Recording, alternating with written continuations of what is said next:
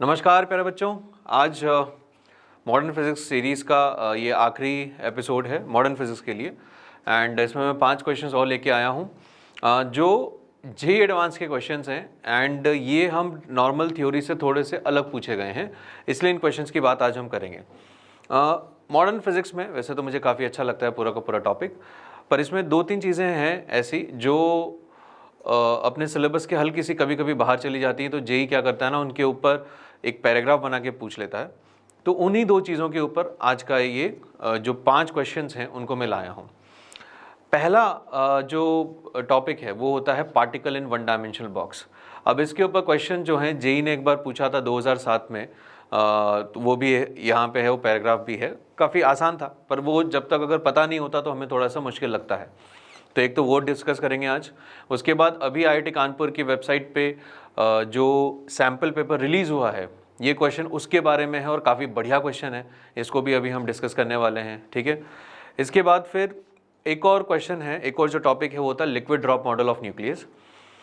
उसके ऊपर JEE main में रिसेंटली 2-3 सवाल आए हैं लास्ट के 2-4 सालों में। एंड जेईई एडवांस में भी 2 सवाल जितना मुझे याद आ रहा है वो आ चुके हैं इसके ऊपर। ठीक है, एक सवाल हल्का फुल्का सा एम्बिग्विटी लेके बैठा हुआ है, तो उस क्वेश्चन को मैं आज नहीं लाया यहाँ पे। दूसरा जो क्वेश्चन है वो मैं यहाँ पे लाया हूँ लिक्विड ड्रॉप मॉडल के ऊपर, और उसके ऊपर थोड़ी पैराग्राफ भी है। ठीक है, तो उसके ऊपर हल्की फुल्की थ्योरी भी मैं आपको यहाँ पे बता दूंगा कि काम कैसे करता है। ठीक, तो आज की क्लास में क्वेश्चन सॉल्विंग के साथ साथ, क्योंकि ये नए टॉपिक्स हैं एंड यूजुअली बच्चों को नहीं पता होता, मुझे ऐसा लगता है कि 98-99% बच्चों को ये सब नहीं पता होता है, तो हल्की फुल्की थ्योरी भी मैं आपको बताऊंगा और उसके साथ ही साथ इनके सोल्यूशन, तो जो क्वेश्चंस हैं उनके भी मैं आपको बताने वाला हूँ। ठीक है, ये सब काम हम जेईई एडवांस के लिए इसलिए करते हैं क्योंकि सिलेबस में वो थोड़ा सा पैराग्राफ दे के चीज़ों को पूछ सकते हैं। सैम्पल पेपर में जैसे आज यहाँ पे एक पूछा गया है, तो उसके लिए भी हम बात करेंगे। एंड क्वेश्चन सैम्पल पेपर में एक और क्वेश्चन आया था जिसमें कंडक्टर्स, स्फेरिकल कंडक्टर के ऊपर क्वेश्चन था, उसको कट करके बीच में स्लैब भरा था, उसका भी सोल्यूशन विद कुछ और चीज़ों के साथ में एक डिटेल्ड वीडियो उसके लिए मैं लेके आने वाला हूँ, जिसमें कंडक्टर्स से रिलेटेड प्रॉपर्टीज़ के बारे में हम बात करेंगे। ठीक है, तो आइए आज के जो 5 क्वेश्चंस हैं उनको देख लेते हैं एंड इसको समझते हैं पार्टिकल इन अ बॉक्स का फंडा क्या है। तो क्वेश्चन शुरू करने से पहले पार्टिकल इन अ बॉक्स के बारे में थोड़ी बहुत चीज़ें मैं आपको बता देता हूँ कि जैसे कोई सा भी अगर आप बात करें कि एटॉमिक मॉडल है, तो बहुत सारे एटॉमिक मॉडल आके गए हैं। जैसे पहले कभी थॉमसन का मॉडल था, फिर रदरफोर्ड का मॉडल आया, फिर बोर का मॉडल आया, फिर श्रोडिंगर का मॉडल आया। इन्हीं चीज़ों के ऊपर एक और मॉडल होता है जिसे बोला जाता है particle in a one dimension 1D box. ठीक है, तो पार्टिकल इन 1D बॉक्स की अगर बात करें, पार्टिकल इन अ बॉक्स, इसकी अगर अपन बात करें तो बच्चों पार्टिकल इन अ बॉक्स में ना 3 तरीके की सिचुएशन होती है। एक होता है 1 डायमेंशनल बॉक्स, एक होता है 2 डायमेंशनल बॉक्स, एक होता है 3 डायमेंशनल बॉक्स। ठीक है, आपने जितने भी प्रिंसिपल्स हैं, जैसे अवॉयड प्रिंसिपल होता है वो भी यहाँ पे एप्लीकेबल है, एंड जो पॉलीज एक्सक्लूजन प्रिंसिपल है वो भी यहाँ पे वैलिड है। ठीक है, तो जो बेसिक प्रिंसिपल्स आप इनऑर्गेनिक केमिस्ट्री में पढ़ते हो वो उन सब की वैलिडिटी यहाँ पे रहती है, कोई दिक्कत वाली बात नहीं, बस इलेक्ट्रॉन को देखने का नज़रिया थोड़ा सा बदल जाता है। ठीक, तो पार्टिकल इन अ बॉक्स हमें क्या बताता है, इसके हिसाब से मैं यहाँ पे ना 1D बॉक्स की ही बात करूँगा। 2D 3D पे मुझे नहीं लगता सवाल आएगा, पर अगर आता है तो उतना मुश्किल नहीं, पर मैं मान के चलता हूँ कि 1D पे ही सवाल आएगा। 2D 3D में भी आएगा तो हल्का सा वो चेंज हो जाएगा, NX NY Z वगैरह कुछ कर देंगे, बाकी काम यही रहेगा। तो 1D बॉक्स के ऊपर ही आज अपन अपनी बातें करेंगे। ठीक है, अपने सिलेबस में उतना ही रहना चाहिए। तो पार्टिकल इन अ बॉक्स जो है वो particle theory plus wave theory, standing wave की थ्योरी से मिलके बना होता है। जैसे श्रोडिंगर वेव है, तो आपको पता है श्रोडिंगर बड़ी सी वेव इक्वेशन जो होती है उसमें एक पार्ट होता है पार्टिकल नेचर का और दूसरा पार्ट होता है वेव नेचर का। तो यहाँ पे ये माना जाता है कि जहाँ पे भी स्टैंडिंग वेव का नोड आता है, प्रोबेबिलिटी फंक्शन का नोड आता है, वहाँ पे इलेक्ट्रॉन को या किसी पार्टिकल को फाइंड करने की जो प्रोबेबिलिटी है वो 0 हो जाती है। एंटी नोड पे उस पार्टिकल को फाइंड करने की प्रोबेबिलिटी मैक्सिमाइज हो जाती है, और अलग अलग पॉइंट्स पे जो भी वहाँ का एम्पलीट्यूड फंक्शन होगा उसके हिसाब से प्रोबेबिलिटी चेंज होती रहती है। तो यहाँ पे एक कॉन्सेप्ट होता है इन्फिनिटी वेल का, इन्फिनिटी वेल। ठीक है, या पोटेंशियल एनर्जी की वेल। इसका मतलब ये है कि हमने x = 0 पे ठीक है, ये पार्ट रखा, जैसे this is x is equal to 0 and ये वाला पार्ट है x is equal to L। ये एक बहुत ही सिंपलिस्टिक मॉडल होता है, बहुत ही सिंपलिस्टिक मॉडल है, जिससे 1D बॉक्स में पार्टिकल कैसे चल रहा है, उसके हिसाब से प्रोबेबिलिटी, उसको कहाँ ढूंढने की प्रोबेबिलिटी है, उन सब चीज़ों को यहाँ पे रिलेट करते हैं। ठीक है, तो x is equal to 0, x is equal to L यहाँ पे है। एंड इधर अगर बात की जाए कि इनके बीच में हमेशा ये वाला जो पॉइंट होगा बच्चों, ये हमेशा क्या होगा, नोड, और ये वाला पॉइंट भी हमेशा होगा नोड। अब नोड क्यों होगा वो भी आप सुन लो। इसे बोला जाता है वेल, पोटेंशियल वेल। ठीक है, वेल का मतलब कुआं। ठीक है, एंड यहाँ पे जो पोटेंशियल एनर्जी है x लेस देन 0 पे, x less than equal to 0 पे and x greater than equal to L पे, यहाँ पे जो पोटेंशियल एनर्जी आपको दिखी जाएगी, पोटेंशियल एनर्जी कितनी हो जाएगी, इन्फिनिटी। ये हम मान के चलते हैं, इसलिए इसको इन्फाइनाइट वेल या इन्फाइनाइट पोटेंशियल वेल बोला जाता है कि इस वाली लेयर पे जो आप देख रहे हैं, इस होराइजन पे पोटेंशियल एनर्जी इन्फाइनाइट है। मतलब x लेस देन 0 और x greater than equal to L पे पोटेंशियल एनर्जी इन्फाइनाइट है। तो जो पार्टिकल है वो ट्रैप्ड है, उसको x से लेके 0 से लेके L के बीच में ही एग्जिस्ट करना पड़ेगा, क्योंकि एक पार्टिकल के पास अगर वो चाहता है कि वो इन रीजन में चला जाए तो उसकी पोटेंशियल एनर्जी में इन्फिनिटी ऐड होना चाहिए, और इनफाइनाइट पोटेंशियल एनर्जी बेचारा पार्टिकल कहाँ से लाएगा। तो इसलिए पार्टिकल एग्जिस्ट करेगा 0 से लेके L में, और वहीं पे ऐसा भी नहीं कि हर एक पॉइंट पे उसकी प्रोबेबिलिटी बराबर होगी एग्जिस्ट करने की, क्योंकि पार्टिकल के पास वेव नेचर है। वेव नेचर है तो वो क्या फॉलो करेगा, डी ब्रोगली प्रिंसिपल को भी उसको फॉलो करना पड़ेगा। ठीक है, तो यहाँ पे हम यहाँ पे बनाने वाले हैं स्टैंडिंग वेव। अब स्टैंडिंग वेव की क्या क्या पॉसिबिलिटीज हैं बच्चों, ये भी आप देखिए। पहली पॉसिबिलिटी ये है कि स्टैंडिंग वेव कुछ इस तरीके से बने। अभी समझ में आया कि नोड क्यों है, क्योंकि x इज इक्वल टू 0 पे पोटेंशियल एनर्जी इन्फाइनाइट है तो वो यहाँ एग्जिस्ट नहीं कर सकता। x is equal to L पे पोटेंशियल एनर्जी इन्फाइनाइट है तो वो यहाँ भी एग्जिस्ट नहीं कर सकता। इसलिए इन दोनों पॉइंट्स को हमने क्या बोला है कि the probability of finding a particle at x is equal to 0 and at x is equal to L has become exactly equal to 0। तो वो नोड्स हैं, तो वहाँ पे नहीं मिलेगा पार्टिकल। ठीक है, तो ये तो हो गया अपना पहला केस, इसको हम बोलते हैं n इज इक्वल टू 1। ठीक, ऐसे ही आगे चल के अगर अपन थोड़ा सा हायर एनर्जी पे जाएंगे तो हायर एनर्जी पे आपके दो लूप्स बनेंगे। एक पॉइंट बीच में ऐसा मिलेगा जहां पे भी आपको नोड आएगा, और उस नोड पे भी इलेक्ट्रॉन को फाइंड करने की या पार्टिकल को फाइंड करने की प्रोबेबिलिटी एग्जैक्टली 0 हो जाएगी। इस वाले पॉइंट को हम बोलते हैं n इज इक्वल टू 2। और यहाँ पे फिर आप समझते हैं स्टैंडिंग वेव आपको आता है, इस तरीके से बनाते जाइए, ये हो जाएगा n इज इक्वल टू 3, और ऐसे करते करते n की बहुत सारी वैल्यूज़ के लिए हमें एक स्टैंडिंग वेव्स अलग अलग बनती जाएगी और एनर्जी लेवल्स अलग अलग होते जाएंगे। अब इन सारे केसेस में, क्योंकि इधर तो पोटेंशियल एनर्जी आपने कर दी इन्फिनिटी, तो यहाँ के सारे केसेस में हम पोटेंशियल एनर्जी को क्या मान के चलते हैं, 0। इसलिए ये जो वेल है इसकी हाइट होगी इनफाइनाइट। तो पार्टिकल की एनर्जी जो है, ये जो भी एनर्जी होगी पार्टिकल की, काइनेटिक एनर्जी के फॉर्म में रहेगी। पोटेंशियल एनर्जी यहाँ पे एग्जिस्ट नहीं करेगी, क्योंकि यहाँ पे एक और हम मान के चलते हैं कि जितने भी पार्टिकल्स यहाँ होते हैं उनके बीच में इंटरेक्शन नहीं माना जाता, और इंटरेक्शन नहीं है तो पोटेंशियल एनर्जी नहीं होगी। ठीक है, तो इधर x इज इक्वल टू 0 से लेके x is equal to L तक पोटेंशियल एनर्जी 0 है। तो जो भी एनर्जी, अगर मैं यहाँ पे लिखूंगा एनर्जी के फॉर्म में, तो जो भी एनर्जी होगी, पोटेंशियल एनर्जी तो उनकी हो चुकी है 0, वो होगी तो काइनेटिक एनर्जी के फॉर्म में ही। तो चाहे मैं काइनेटिक एनर्जी बोलूँ आपसे या एनर्जी बोलूँ, the thing is going to be the same. ठीक है, अब देखिए यहाँ पे इसको सॉल्व कैसे करना है। सॉल्व करना भी बड़ा ही आसान है। ठीक है, तो आपको क्या करना है, पहली इक्वेशन, जैसे मान लीजिए n लूप्स हैं, तो n into lambda by 2 should be equal to total length कितनी है L, एकदम स्टैंडिंग वेव की इक्वेशन लगा रहे हैं।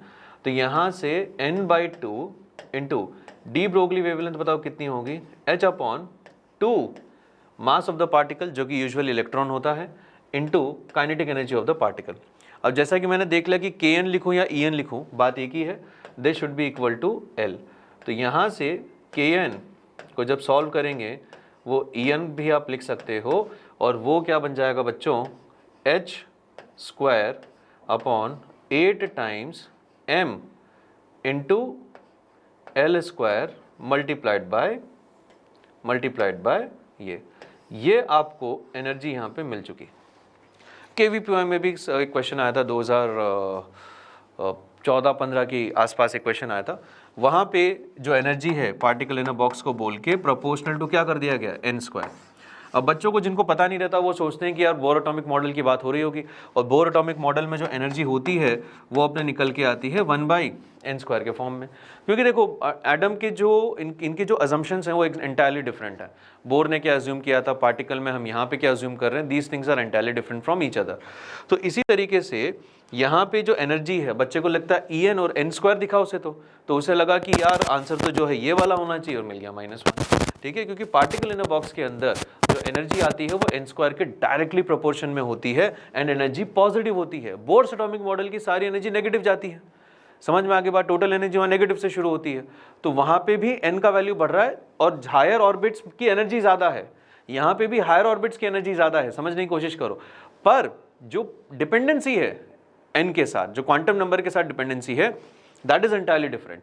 वहाँ यहाँ पे पार्टिकल इन अ बॉक्स के अंदर एनर्जी चलता है n² के फॉर्म में, और बोर्स एटॉमिक मॉडल में चलता है 1/n² के फॉर्म में।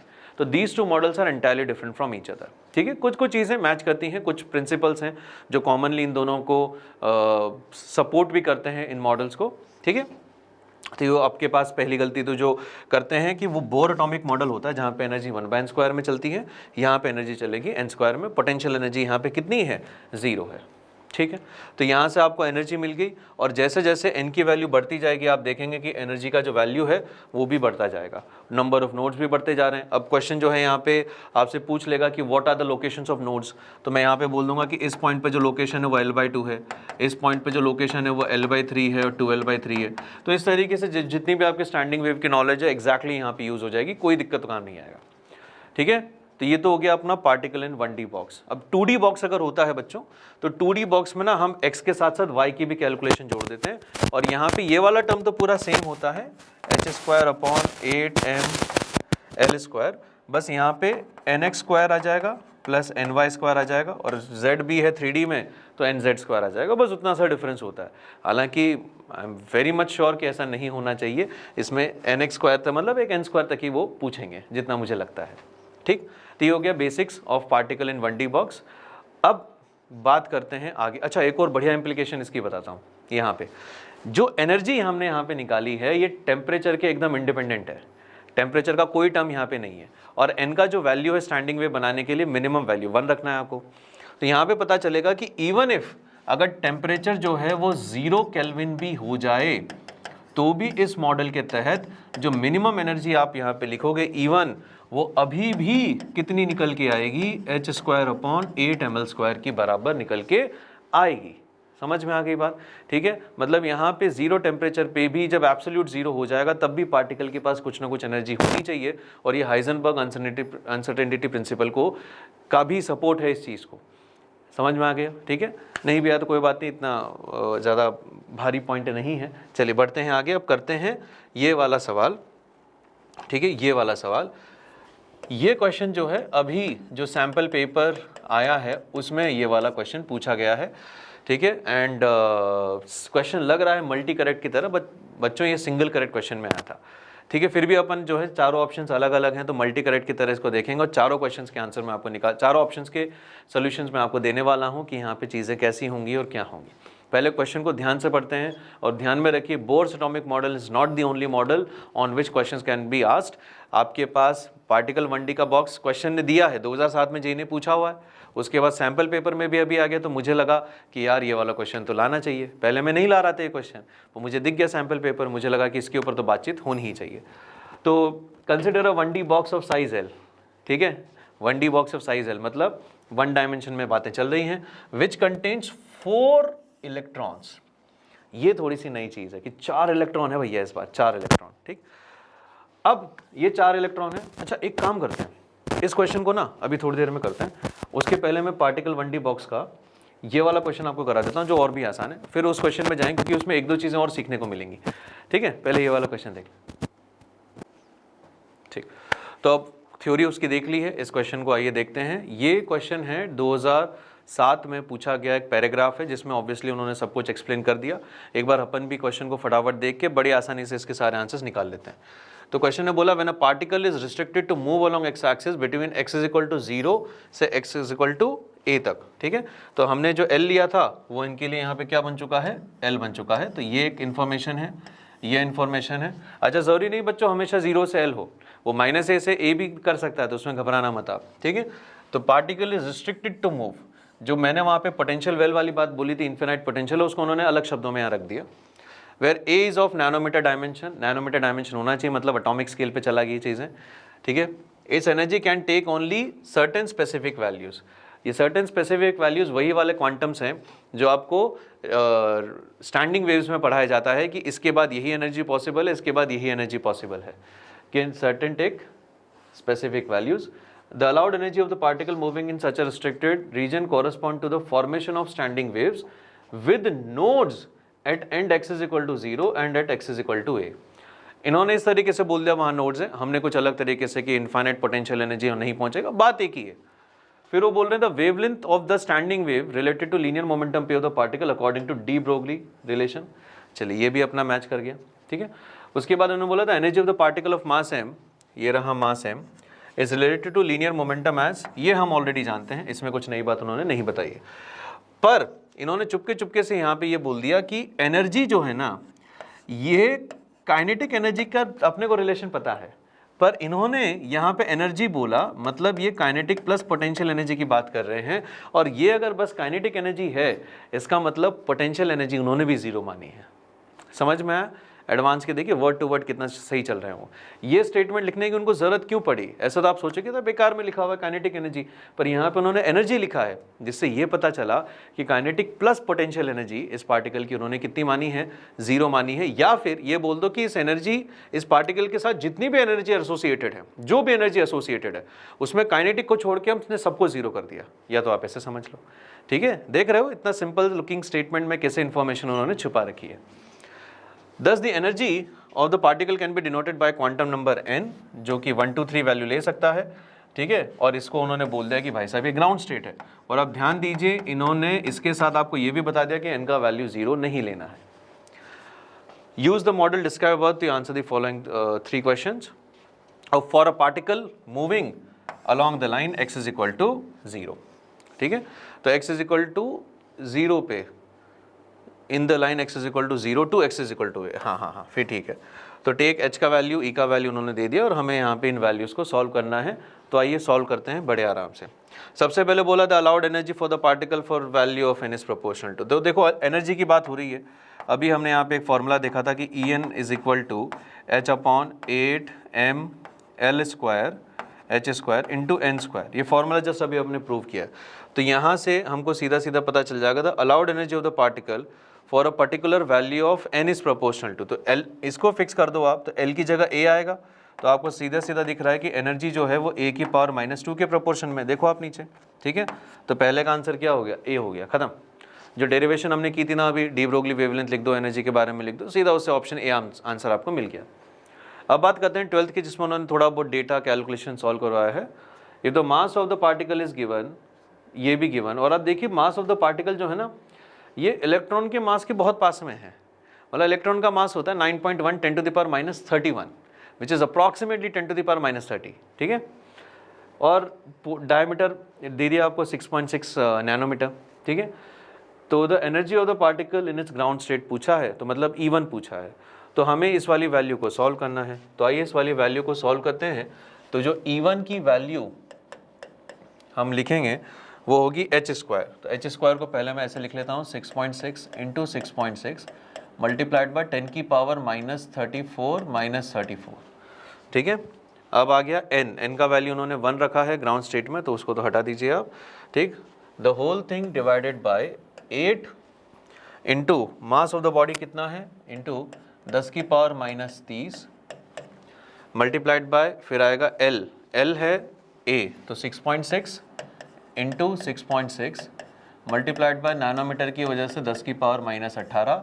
और ये सारा डेटा आपको देगा जूल्स के अंदर, ठीक है जी, जूल्स के अंदर। पर आप देखो कि यहाँ पे जो डेटा गिवन है वो सारा ईवी में गिवन है, मतलब मुझे जूल्स को कन्वर्ट करना है ईवी में। तो इसको मैं फिर से क्या करूँगा, 1/1.6 इंटू 10 टू द पावर -19 से डिवाइड कर दूंगा और ये पूरा आंसर मुझे इलेक्ट्रॉन वोल्ट में मिल जाएगा। कैलकुलेशन इसकी बहुत ही आसान है। जब आप इसको सॉल्व करेंगे ना, तो ये तकरीबन बनेगा 1/, ठीक है, 0.66, ये सब कैंसिल आउट हो जाएगा। तो 12.8 EV ऐसा कुछ बनेगा या 1.28 कुछ बनेगा, ठीक है।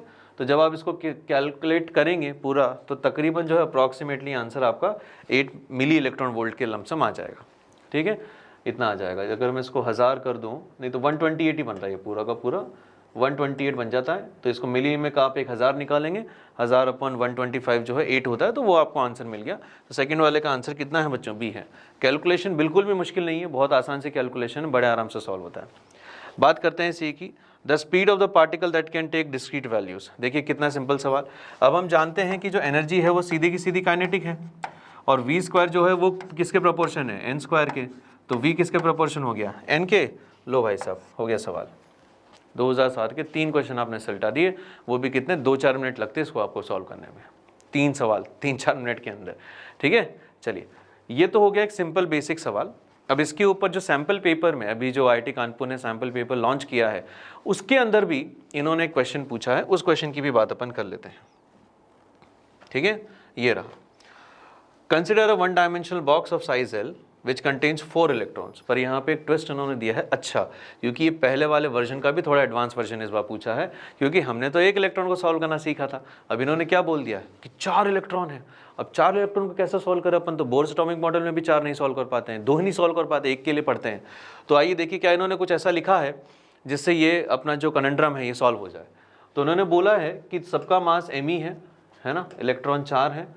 Define E0 to be the ground state energy, मतलब इस सिस्टम की जो भी मिनिमम एनर्जी होगी, जो भी मिनिमम एनर्जी होगी, उस एनर्जी को उन्होंने E0 बोल दिया। और इन्होंने बोला कि अल्फा का जो वैल्यू है वो ऐसा गिवन। अब देखिए h²/8 ml², हम निकाल चुके हैं इसको, ठीक है। ये ग्राउंड स्टेट की एनर्जी होती है एक पार्टिकल के लिए। तो यहाँ पे देखिए और क्या क्या बातें हो रही है। फिर इन्होंने बोला where h is the Planck's constant, ठीक है।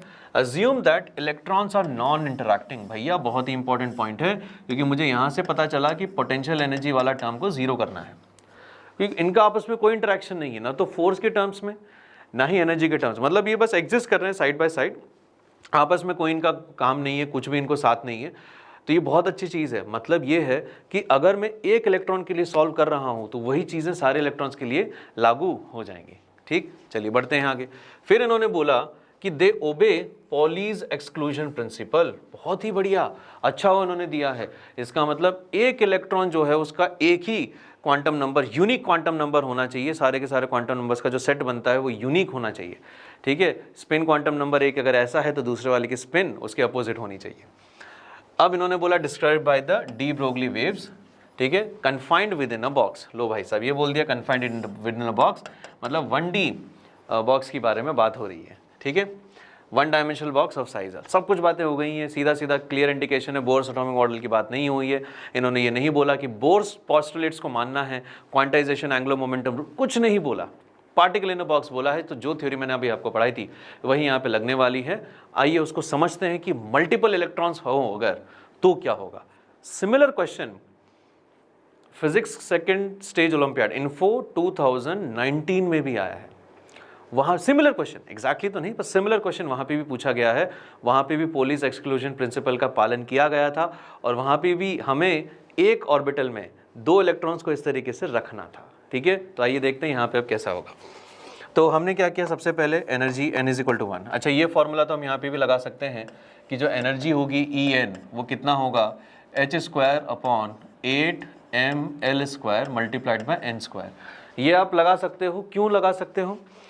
क्योंकि इस चीज़ के अंदर, इस कंडीशन के अंदर इलेक्ट्रॉन्स आपस में इंटरैक्ट नहीं कर रहे हैं। तो मैं 3 इलेक्ट्रॉन हटा के 1 इलेक्ट्रॉन को भी अगर देखूं तो वो एक पार्टिकल ही हो गया, और उसके लिए ये वाली जो कंडीशन है परफेक्टली फिट बैठ रही है, ठीक है। तो ये आपके पास एनर्जी आ गई 4 इलेक्ट्रॉन यहाँ पे। अब पॉलीज एक्सक्लूजन प्रिंसिपल का पालन करते हुए अगर मैं यहाँ पे इलेक्ट्रॉन्स को फिल करना शुरू करूँ तो ये आपका n=1 हो गया बच्चों, ये हो गया n=2, ठीक है, और यहाँ पे हो जाएगा n=3। तो आइए देखते हैं कि इधर क्या होगा। तो पॉलीज एक्सक्लूजन प्रिंसिपल के हिसाब से 1 इलेक्ट्रॉन आपने इधर रखा, दूसरा इलेक्ट्रॉन इधर, तीसरा इलेक्ट्रॉन इधर, चौथा इलेक्ट्रॉन इधर। समझ गया? अब इसमें पता गलती कहाँ है, ठीक है। गलती ऐसे फंस रही है, जो इसका पहला ऑप्शन है ना 30 अल्फा, बहुत सोच समझ के दिया गया है ये। इन्होंने क्या किया कि इन्होंने ये सोचा कि बच्चे जो है ना इसमें क्या करेंगे, एक इधर, एक इधर, एक इधर और एक चौथे वाले में रख देंगे। कि चारों इलेक्ट्रॉन्स को अलग अलग रख दो, और वो भूल गए हैं कि इलेक्ट्रॉन जो है अपोजिट स्पिन रहनी चाहिए।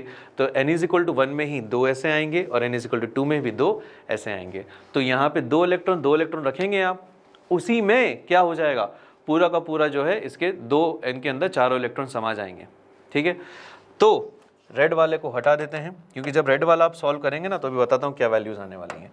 तो यहाँ से वैल्यूज़ सॉल्व करते हैं बच्चों।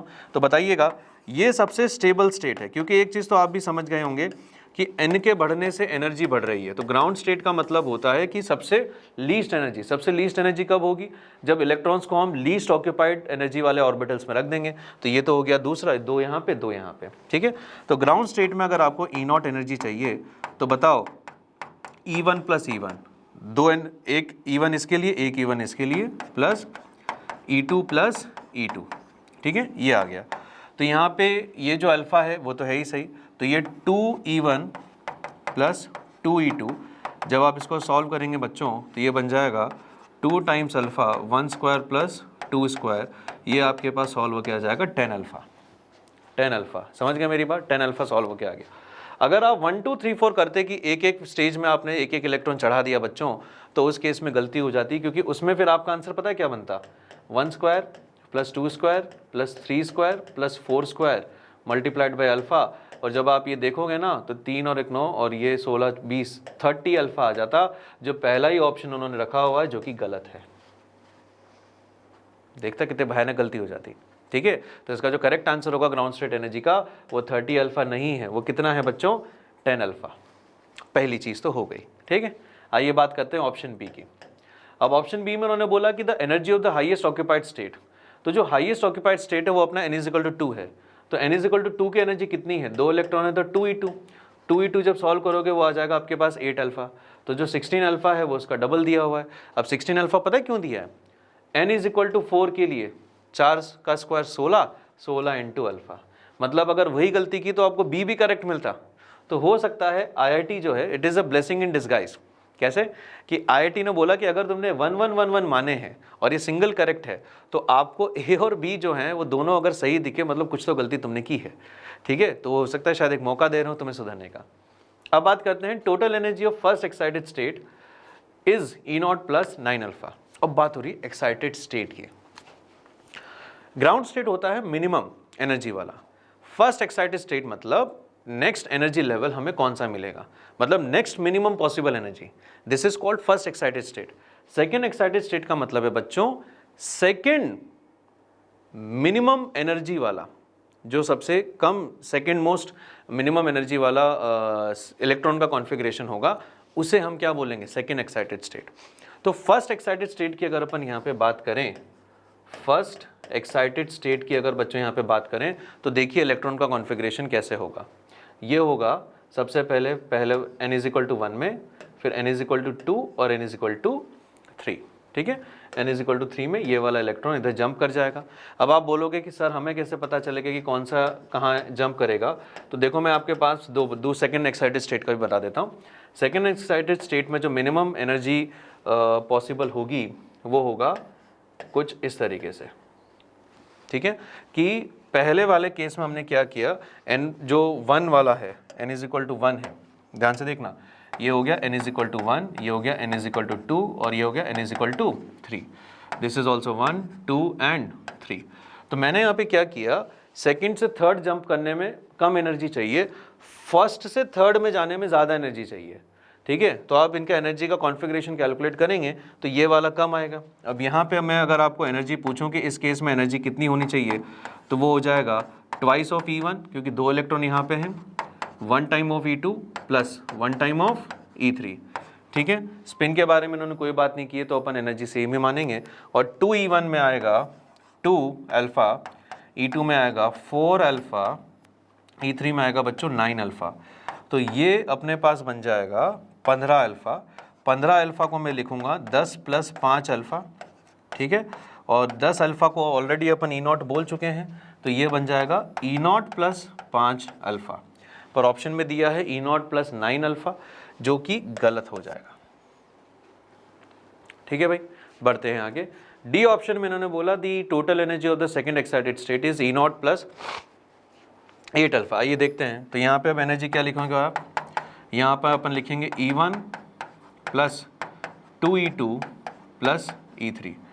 तो देखिए E1 की वैल्यू तो बनेगी अल्फ़ा, 2E2 की वैल्यू बनेगी 4 और 2 8 अल्फ़ा, एंड E3 की वैल्यू बनेगी बच्चों 9 अल्फ़ा। तो 9 और 1 10, तो ये बन गया अपने पास 10 प्लस 8 अल्फ़ा। और हमने देखा कि ये मैच कर गया है, तो इसका जो करेक्ट आंसर होगा वो कौन सा होगा, ऑप्शन डी। शानदार सवाल, बढ़िया कॉन्सेप्ट, क्योंकि अब तक ना एक्साइटेशन के ऐसे क्वेश्चन पहले नहीं पूछे गए हैं। ये क्वेश्चन अब आपके सामने जेई लेके आया है, तो मुझे तो लगा कि बहुत बेहतरीन क्वेश्चन है और आपके सामने लाना चाहिए। ठीक है, 4 क्वेश्चन हो चुके हैं पार्टिकल इन अ बॉक्स के। आखिरी जो अब कॉन्सेप्ट है वो है थोड़ा सा नया कॉन्सेप्ट है, लिक्विड ड्रॉप मॉडल। आइए बात करते हैं इसके बारे में, क्या होता है, इन रिसेंट ईयर्स में दिखने लगा है। ठीक है, चलिए देखिए, अब लिक्विड ड्रॉप मॉडल का ये थोड़ा सा मैंने कंटेंट है जो HCV से लिया है। ठीक है, HCV से कंटेंट मैंने लिया है लिक्विड ड्रॉप मॉडल का। ठीक है, आप चाहें तो इसको एक बार पढ़ सकते हैं, लिक्विड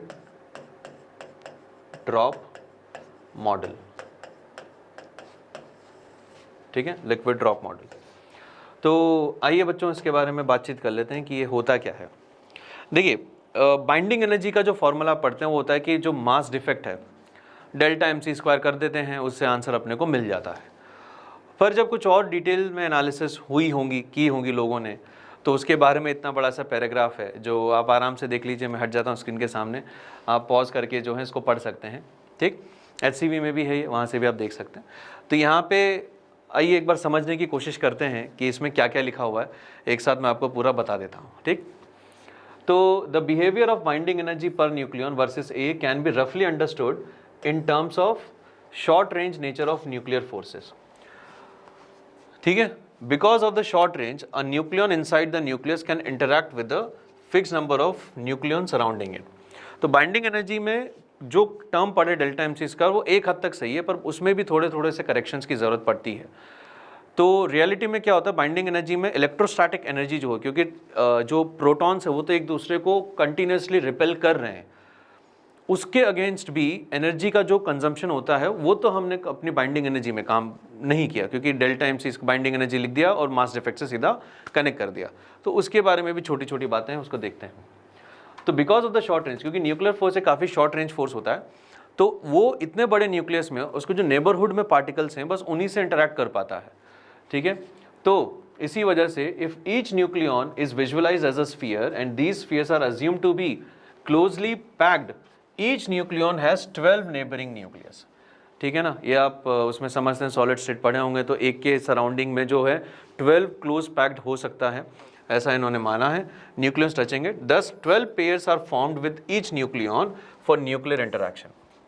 तो देखो, इलेक्ट्रोस्टैटिक फोर्स है वो तो डायमीटर टू डायमीटर भी लगता ही है और उसकी एनर्जी अच्छी खासी काउंट होती है, पर यहाँ पे हम बात कर रहे हैं न्यूक्लियर फोर्स की। तो न्यूक्लियर फोर्स में क्योंकि शॉर्ट रेंज फोर्सेस होते हैं तो वो नेबरहुड में ही लगते हैं।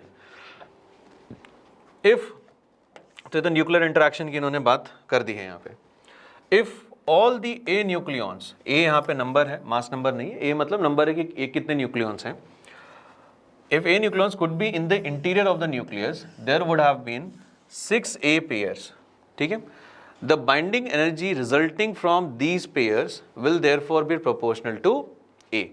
मतलब जितने पेयर बनेंगे भाई, 12 पेयर्स तो ऐसे बन रहे हैं, और टोटल जो है न्यूक्लियंस के इंटरैक्शन कितने होंगे, 12 पेयर्स बन रहे हैं, और ऐसे जो हैं किसके प्रोपोर्शन में आएंगे, क्योंकि 6A पेयर उन्होंने कैसे बोला कि एक का उसके साथ है तो उसका इसके साथ भी है, तो वो इंटरैक्शन डबल काउंट नहीं हो जाए, इसलिए इन्होंने एक 6A बोल दिया इसको। ठीक है, तो कुल मिला के बात है कि जो टोटल इंटरैक्शन वो A के प्रोपोर्शन में आ गया, मतलब जितने न्यूक्लियंस उतने ज्यादा इंटरैक्शंस होंगे। ठीक है, तो binding energy resulting from these pairs will therefore be proportional to A। This energy is called volume energy and is written as कुछ α1 या A1 कुछ प्रोपोर्शन है, उसके प्रोपोर्शन उन्होंने लिख दिया। However, all the nucleons are not in the interior। बिल्कुल सही बात है। अब कुछ जो न्यूक्लियंस होंगे वो तो कहाँ होंगे, वो तो सरफेस पे भी होंगे, और सरफेस वालों को थोड़ी ना मिलेगा, सरफेस वालों को तो एक तरफ का मिलता है, बाहर तो उनके कुछ है ही नहीं, तो उनके जो इंटरैक्शन वो हमको थोड़े घटाने पड़ेंगे। तो उसके लिए उन्होंने क्या लिखा है कि there is a not in the interior nucleon near the surface does not interact with 12 nucleons. बिल्कुल सही बात है। Thus there is a decrease in binding energy and this decrease will be proportional to surface area to r square. बिल्कुल सही बात है भाई, जितना बड़ा सरफेस एरिया होगा उतने ज़्यादा न्यूक्लियन सरफेस पर टिके रहेंगे और उतना एनर्जी हमको घटाना पड़ेगा, ठीक है। तो इसीलिए इन्होंने क्या किया कि A1 वाली एनर्जी को तो जोड़ा और सेकंड वाली एनर्जी को घटाया हमें, और वो जो है उन्होंने बोला कि रेडियस r स्क्वायर के प्रोपोर्शन में होगी, r खुद a की पावर 1/3 के प्रोपोर्शन में होता है रदरफोर्ड वाले फॉर्मूले से।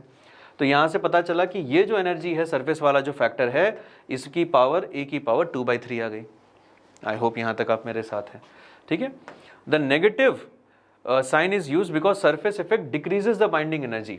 भाई जो वॉल्यूम वाला था उसको अपने पॉजिटिव करके लिखा है, वो तो जितना हो उतना अच्छा है अपने लिए, ठीक है। पर जो सरफेस वाला है, सरफेस वाला तो बाइंडिंग एनर्जी घटा रहा है ना, क्योंकि हमने तो उनको भी ये मान के चला था कि वो भी अपने सराउंडिंग के सारे पेयर में काउंट कर रहे होंगे, पर सरफेस वालों का इफेक्ट तो कम है, ठीक है। तो इस वजह से हमने यहाँ पे माइनस साइन यूज़ किया है, ये वाला नेगेटिव साइन उन्होंने इसलिए यूज़ किया है, ठीक। वॉल्यूम इफेक्ट इंक्रीज कर रहा था। Another factor contributing to binding energy is Coulomb repulsion between the protons, पर ये प्रोटॉन्स में है, तो प्रोटॉन्स जो हैं वो a के प्रोपोर्शन नहीं चलते, वो चलेंगे z के प्रोपोर्शन में, तो प्रोटॉन्स है। और as Coulomb force is long range forces, भैया न्यूक्लियस के सामने तो लॉन्ग रेंज फोर्स है, तो all proton pair participate in it, ठीक है।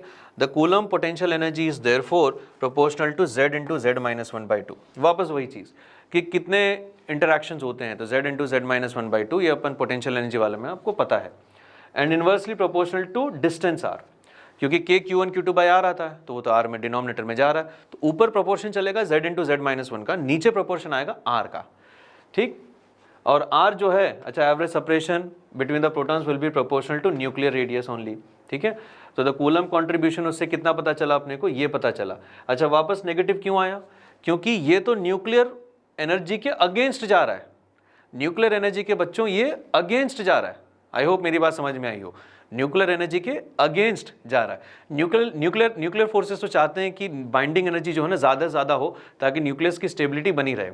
कूलम फोर्स क्या चाहता है कि न्यूक्लियस फटे और सारे चार्जेस एक दूसरे से दूर भाग जाएं, ये न्यूक्लियस चाहता है। तो इन दोनों का जो मोटिवेशन है, इन दोनों का जो एकदम एम है वो एकदम ही अलग है, अपोजिट चल रहा है, इसलिए बाइंडिंग एनर्जी के अगेंस्ट जाके इस वजह से यहाँ पे नेगेटिव आ गया। और ए की पावर यहाँ पे कितनी आ गई अपने पास, नीचे डिनोमिनेटर में 1/3। तो जो टोटल बाइंडिंग एनर्जी है, टोटल बाइंडिंग एनर्जी, उसको इन्होंने कुछ ऐसे लिखा। पहला फैक्टर तो कहाँ रहा, ये रहा पहला फैक्टर, तो इसको उन्होंने लिखा A1A, ठीक है, माइनस दूसरा फैक्टर इन्होंने लिखा A2 की पावर 2/3 माइनस ये वाला जो फैक्टर है ये आ जाएगा z into z-1 upon r, और r होगा a की पावर 1/3। और फिर इन्होंने क्या किया, यहाँ से बाइंडिंग एनर्जी पर न्यूक्लियन से डिवाइड मार दिया, तो आपके पास ये वाला कॉन्सेप्ट निकल के आ गया, ठीक है। ये है लिक्विड ड्रॉप मॉडल। आप चाहें तो जेईई मेन के 2-4 सवाल हैं वो यहाँ से अब आपको दिखने लग जाएंगे, और जेईई एडवांस में भी 2 सवाल आ चुके हैं, उनमें से एक सवाल अब अपन सॉल्व करने वाले हैं। लास्ट में क्या लिखा है, with suitable choices of A1, A2, A3 this equation agrees well with the general nature of the plot shown in the figure. अब वो फिगर तो आपको पता ही है, इसमें जो इस तरीके का जो बाइंडिंग एनर्जी का प्लॉट जाता है उतने डिटेल एनालिसिस अपने को नहीं करना है, ठीक है। तो बच्चों इसको बोला जाता है लिक्विड ड्रॉप मॉडल। जैसे सरफेस टेंशन में भी अपन सरफेस एनर्जी को ऐसे डिफाइन करते हैं कि कोई एनर्जी सरफेस के पास जाएगा तो उसकी एनर्जी घटेगी या बढ़ेगी, अंदर लाएंगे तो एनर्जी घटेगी या बढ़ेगी। हो सकता है उससे इंस्पायर्ड होकर इन्होंने नाम रखा हो लिक्विड ड्रॉप मॉडल, मुझे नहीं पता, मैं बस गेस कर रहा हूँ, ठीक है। चलिए अब देख लेते हैं इसके साथ जो क्वेश्चन है, और ये क्वेश्चन पूछा गया था आपका फेवरेट 2016 के जेईई एडवांस का ये सवाल है, ठीक। तो आइए इस क्वेश्चन को देखते हैं एंड क्या है इस क्वेश्चन के अंदर, उन सब चीज़ों को समझने की कोशिश करते हैं। The electrostatic energy of Z protons uniformly distributed through out spherical nucleus of radius r is given by this. जैसा कि अभी अपन ने किया था, उन्होंने उसका फॉर्मूला खुद नहीं दे दिया ताकि हमें ज़्यादा दिक्कत ना हो बनाने में। 3/5 पता नहीं कुछ फैक्टर होगा, कहीं से लाए होंगे, मुझे नहीं पता, इस तरीके से उन्होंने उसको दे दिया। हालांकि सेल्फ एनर्जी से मिलता जुलता है, पर आई एम नॉट श्योर, कुछ रहा होगा, उन्होंने बना दिया। The measured masses of the neutron, ठीक है, तो न्यूट्रॉन का मास उन्होंने ये रखा, this is the mass of neutron. Hydrogen atom का मास इन्होंने रख दिया। देखो कितनी अच्छी बात है, प्रोटॉन का मास नहीं बोला है, हाइड्रोजन एटम का मास बोला है, क्योंकि इलेक्ट्रॉन भी काउंट हो रहा है हाइड्रोजन एटम के अंदर, ठीक है। उसके बाद फिर ये रहा नाइट्रोजन का मास, ठीक है, ये नाइट्रोजन का बच्चों, और ये रहा ऑक्सीजन। एटम के मासेस हैं, ये एटम के मेजर्ड मासेस हैं, तो एटम के मासेस हैं ना, अच्छा रेस्ट मासेस हैं। और एटम्स के मासेस जिसमें इलेक्ट्रॉन भी काउंट हो रहा है। तो जब आप हाइड्रोजन के मास को सब्ट्रैक्ट करेंगे ना तो इलेक्ट्रॉन का माइनस ऑटोमेटिकली माइनस हो जाएगा, तो हमें उसके बारे में टेंशन नहीं लेनी, ठीक है। तो देखिए एडवांस ने अच्छा सवाल दिया है। अब given that radii of both nuclei are same, radius इनकी इन्होंने सेम कर दी है, वेरी गुड। एंड एक एटॉमिक मास यूनिट में इतनी एनर्जी होती है, स्टैंडर्ड नॉलेज है। और ये वाली वैल्यू उन्होंने अपने आप सॉल्व करके दे दी फर्मी में। अज्यूमिंग दैट डिफरेंस, अब आता है सवाल, assuming that the difference between the binding energies, the difference between the binding energies is purely due to electrostatic energy, the radius of either of the nucleus will be how much? ठीक, बहुत बढ़िया सवाल। तो पहले तो सवाल में data ही बहुत सारा हो गया, तो एक बार क्वेश्चन को समझने की कोशिश करते हैं कि ये चल क्या रहा है। अब ये क्वेश्चन जो है ना लिक्विड ड्रॉप मॉडल से सीधा सीधा मिलता जुलता है, ठीक है। तो इन्होंने बोला कि जो भी बाइंडिंग एनर्जी का डिफरेंस होगा वो प्योरली किसकी वजह से आ रहा है, इलेक्ट्रोस्टैटिक एनर्जी के डिफरेंस की वजह से आ रहा है। तो मैं क्या करता हूँ ना, पहले इन दोनों की जो इलेक्ट्रोस्टैटिक एनर्जी है उसको निकाल के रख लेता हूँ, ताकि मुझे बस फिर बाइंडिंग एनर्जी निकाल के उसके इक्वेट करना है। तो इलेक्ट्रोस्टैटिक एनर्जी जिसका Z ज़्यादा होगा तो ऑक्सीजन का Z ज़्यादा है, तो EO माइनस EN की अगर बात करेंगे तो आप देखो कि 3/5 E² upon 4 pi epsilon not into R तो सब में कॉमन है, ये बनेगा Z इंटू Z-1। तो ऑक्सीजन के लिए आप लिखोगे 8 इंटू 7 माइनस 7 इंटू 6, तो ये वैल्यू आपकी कितनी बन जाएगी बच्चों, 14 बन जाएगी। तो ये अपने पास बन गया है 3/5 E² upon 4 pi epsilon not into R multiplied by 14। अपने पास LHS तो आ गया कि जो एनर्जी का डिफरेंस, इलेक्ट्रोस्टैटिक एनर्जी का डिफरेंस, वो हमने निकाल के रख लिया। अब मुझे दोनों की बाइंडिंग एनर्जी निकालनी है। बाइंडिंग एनर्जी के लिए थोड़ी मेहनत करनी पड़ेगी, कैलकुलेशन है। तो बाइंडिंग एनर्जी का जो डिफरेंस हम यहाँ पे देखेंगे, आइए उसकी बात करते हैं, ठीक है। बाइंडिंग का मुझे नहीं पता, मैं इक्वेशन लिखने वाला हूँ, जो भी प्लस माइनस होगा उसको अल्टीमेटली अपन पॉजिटिव कर देंगे, ठीक है। तो यहाँ पे अपन लिखेंगे, ध्यान से देखना, पहले तो लिख देते हैं नाइट्रोजन की, ठीक है, नाइट्रोजन की बाइंडिंग एनर्जी लिख लेते हैं। तो नाइट्रोजन की बाइंडिंग एनर्जी अपने पास आएगी